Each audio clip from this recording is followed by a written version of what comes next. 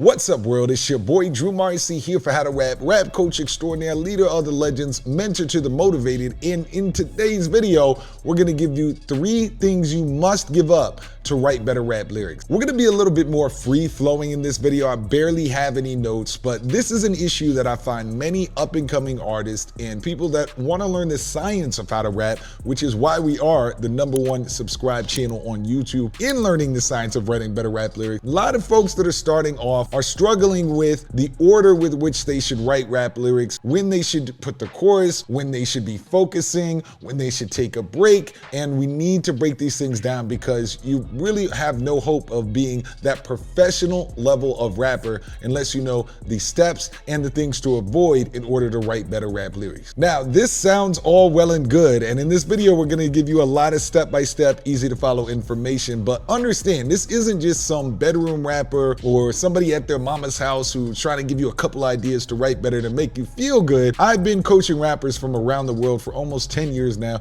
We are the first and most well-known rap coaching company online, and of course on top of that I've actually gone around the world directly from rap. Like, this is my crib on the 15th floor. This is straight from rap. This isn't no like flashy stuff, but blah blah blah. Enough with the qualifications. Check the channel if you want more information. You want this info, so let's get into that. All right, first thing you need to give up in order to write better rap lyrics is thinking you have to write the song in a particular order. I get so many questions from the artists that I work with directly one-on-one, with starting with questions like, yo, should I write the chorus first? Do I write the verse first? Do I have to make the song in some order? Do I need to have a bridge? All these different song structure concepts we've innovated on this channel over the years. And it's great to know the concepts, but overstressing yourself with the order of when you're supposed to write is gonna mess you up, and I know you already feel that because a lot of artists come to me with that. Look, the simple rule here is follow the first feeling, all right? I want you to lock that in the brain. We got a nice little catchy way of putting it.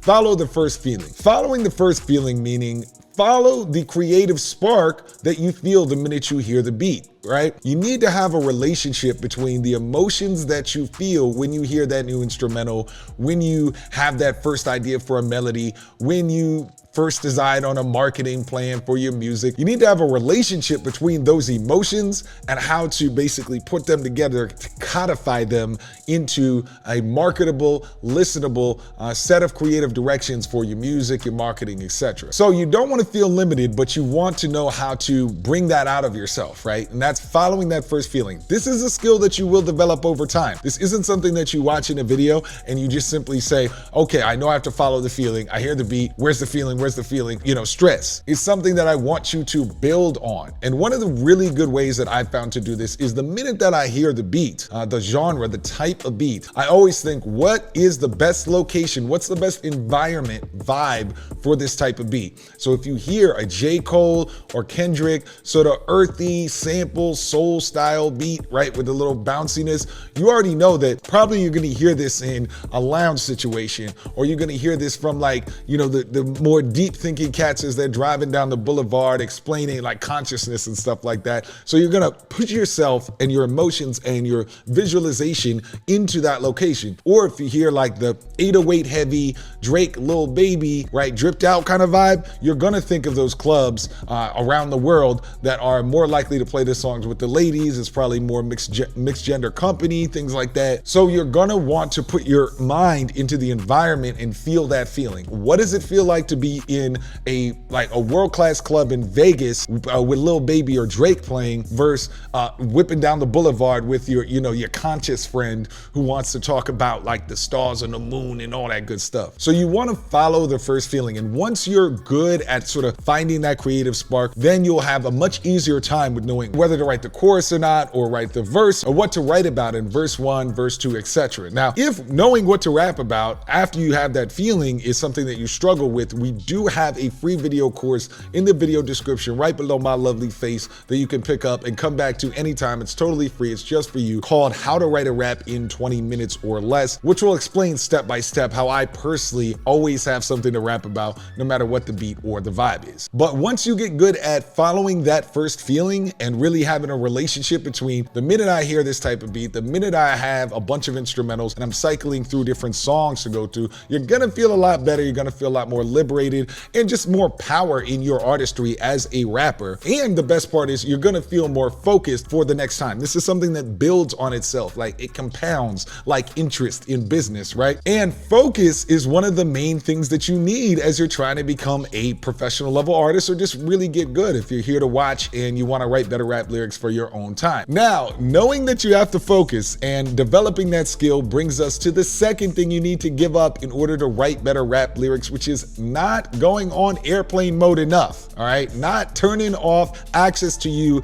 in your writing and recording sessions. Look, I have been guilty of this. I'm often guilty of this, although I've gotten a lot better, and shout out to Apple for the do not disturb joint on it. You know what I'm saying? Like when you scroll down, hit the do not disturb. That has done wonders, but I see a lot of artists, especially beginning ones that are just learning the mechanics of how to write better rap lyrics, who don't block off their time and make it hard to access them when they're trying to record for the first time, write for the first time, or even market for the first time if you're a more advanced artist watching this and you're trying to figure out how do I strategize to make a better business, turn myself into a businessman, right, Hov style, as an artist. So look, you have to understand that social media, it's something that we all need as artists and marketers and all that stuff, but as far as the creative process, whether it's songwriting, whether it's learning how to rhyme and rap, whether it's learning how to become a business when you're already a dope rapper, social media is the devil, okay? It's the devil for you in your focus time. So one of the first things that I had to do,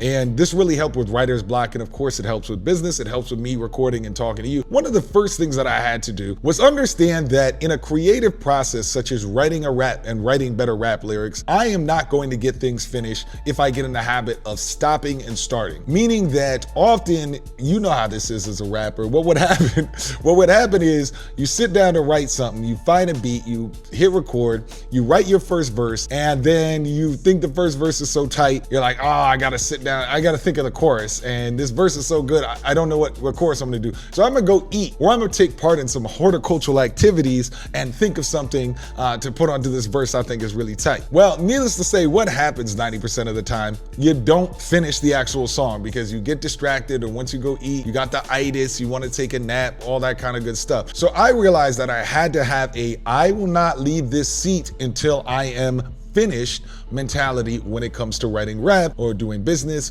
recording videos, etc. Now that you've made the commitment to actually sit down and not move, you have to make sure that you don't get another distraction, even if you don't leave your chair, by having people hit you up or scrolling through Instagram when you're trying to write lyrics or when you're trying to focus on getting that perfect take when you're recording. And so social media is the distraction that you don't need, especially if you're a beginning artist, just learning things like how do I write, when do I choose the order, etc. You need to get in that creative flow, much like you need to get that creative spark as an artist when you're coming up. So in order to make more songs, higher quality songs, you need to make sure that you're focused, that you have no distractions, and you're not doing simple, easy things like just hit the do not disturb if you're Apple gang out here. I'm sure Android has very similar things. So the second thing is definitely you gotta go on airplane mode for your writing sessions. And number three, again, to save time, and something you need to give up if you want to write better rap lyrics, is taking too long to find a beat. All right. Again, I meet so many artists that, I'm like, okay, so the first thing we ask, what's your creative process? What's your writing? What's your workflow like? All that. And they say, well, I take like an hour to find a beat. You know what I'm saying? I go through, sometimes I struggle to even find producers, even though that's the easiest thing ever. Like the producers is hungry. Come on, YouTube, BeatStars, there's a whole industry around it. But I'm like, first off, you've already burned an hour of creativity by taking that long to find a beat. It should not take that long to find a good beat, especially again, if you're just still learning how to do song structure. You're not allowed to be picky and do the perfectionist game if you're trying to learn the art and getting to a point where somebody like myself been doing it 10, 20 years, and all my artists who've been doing this a while know this, we don't really have writer's block because we've gotten through that pain period. You know what I'm saying? Like when you're in the gym and you're lifting, after you've lifted for a while, you don't have the same pains that somebody who's lifting for the first time has, because your body's adjusted to lifting heavy stuff. You know what I'm saying? So same goes with music. After a while, you get into that creative momentum, and things like finding a good beat aren't that hard, but you have to push through that initial pain period,